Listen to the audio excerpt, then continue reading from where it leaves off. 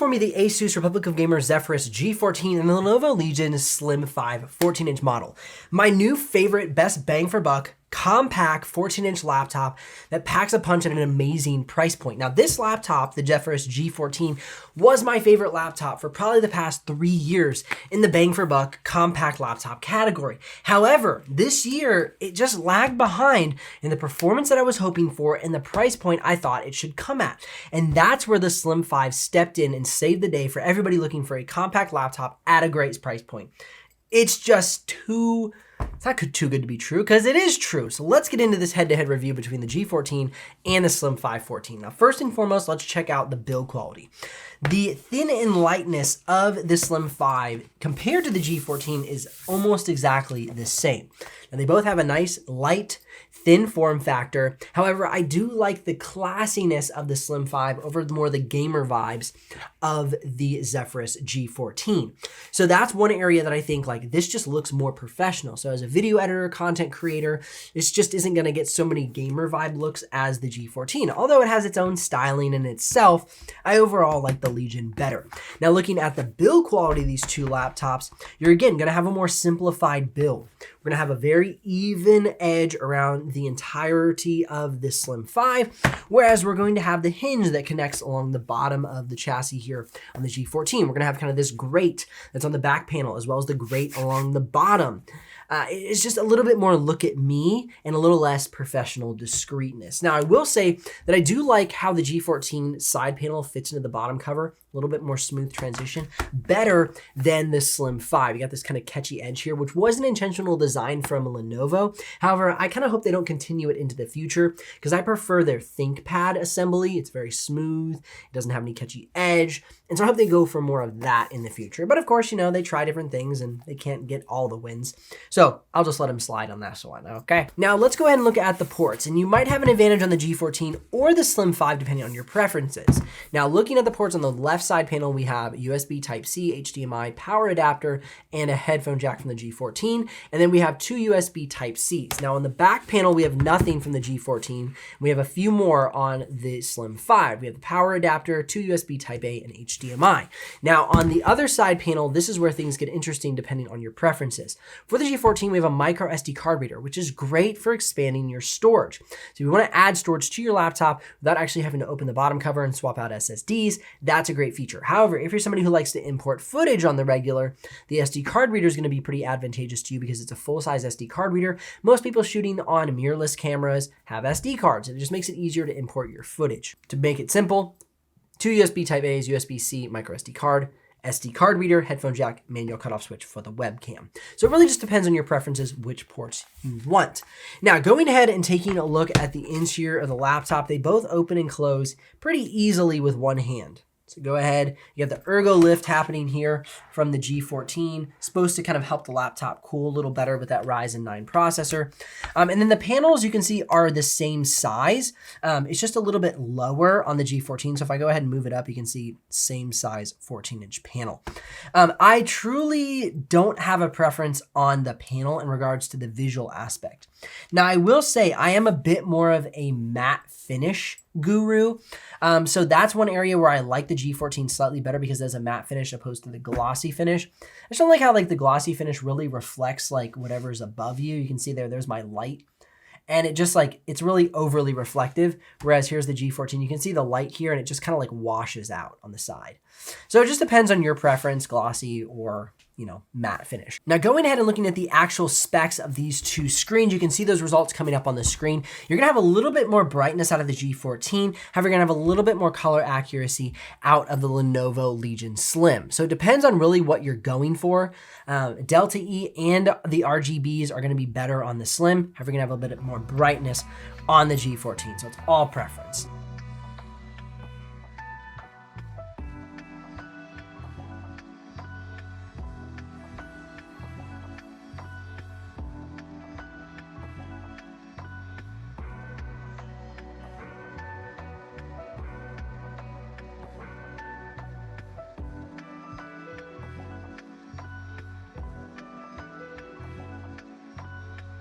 Now, in regards to the speakers, my vote definitely goes towards the G14 from speakers because you have these upward facing speakers here on the G14 and they really do make a difference. You don't have that on the Slim 5. Here's a sample of the speakers so you can hear how they sound.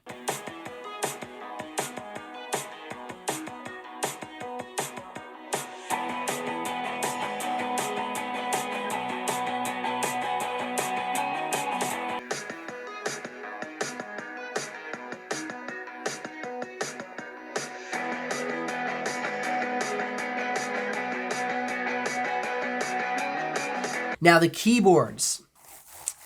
This is a hard pick. Honestly, this is probably one of the hardest picks for me because I really like both keyboards a lot. And I especially like the upper keys here. It's easy to identify your volume up and down, mute your microphone, and then jump into the command center with that button there. So I'm really splitting hairs. I don't want to say I like one keyboard more over the other. However, when it comes to the trackpad, I would say my preference definitely leans towards the Slim 5. A little bit more of a muted click, very satisfying, nicely secured to the chassis. The G14 is nicely secured to the chassis, but it's just a little bit of a louder click. I'm gonna give you an audio sample so you can hear what those both sound like.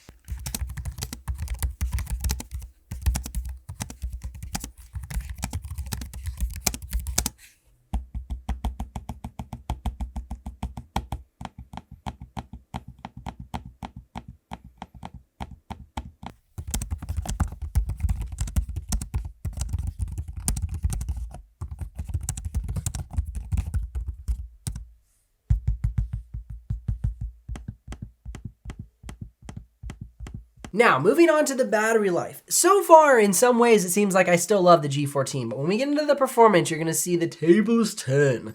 But as far as battery life, the G14 is still gonna be the bigger winner because the Asus Armory Crate does a better job optimizing the components inside of the laptop. Now, I set both laptops to 20% screen brightness, Windows battery saver mode.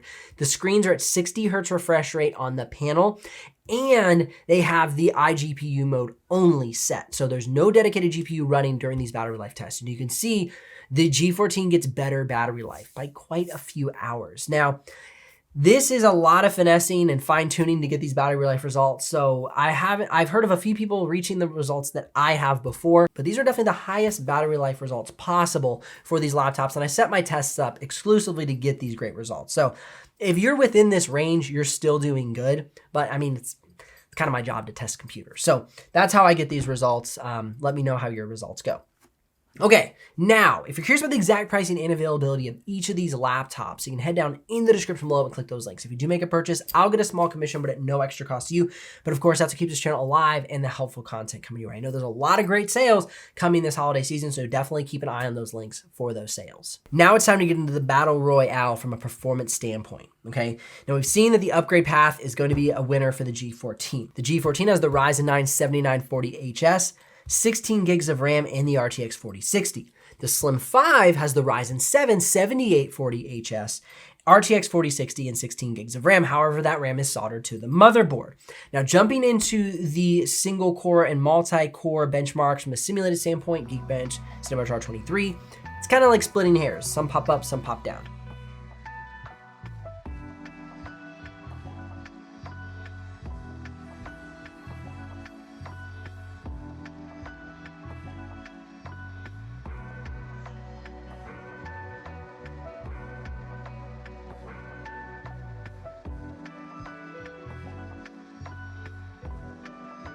Now, where we get into some real tests that I actually like talking about is going to be in Photoshop and After Effects. And as you can see, we score a 928 in Photoshop for the Slim 5. Now keep in mind, this is $200 cheaper at the recording of this video and actually has a less powerful processor. But you can see it's far more optimized and really kicking up the performance here for Photoshop. Now looking at After Effects, once again, it beats out the G14, not by a lot, but like I said, this is a price to performance comparison here, okay? And we're seeing that for the better price, you're getting better performance. Now looking at Blender, same thing, we see neck and neck. However, the G14 does take over a little bit in this standpoint. So if you're looking for Blender, slightly better results from the G14. Autodesk 3ds Max, Autodesk Maya, PTC Creo, and SolidWorks. You can see that PTC Creo is the only benchmark where the G14 bumps ahead of the Slim 5 on the 3D modeling. But as a whole, Slim 5 is holding its lead. So again, this is where I'm like, holy moly, the value of this laptop, the build quality, it just really has what it takes to be my favorite pick of 2023. Now going ahead and looking at drop frames, as you can see for 6K B-RAW, we have 624 drop frames, and then for 6K red footage, 712. For the 6K drop frames from the Slim 5, we have 68 and 209.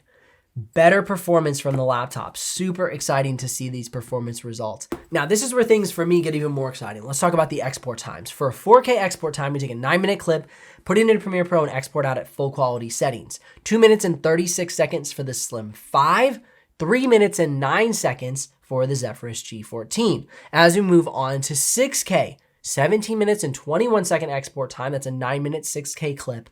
24 minutes and 11 seconds from the G14.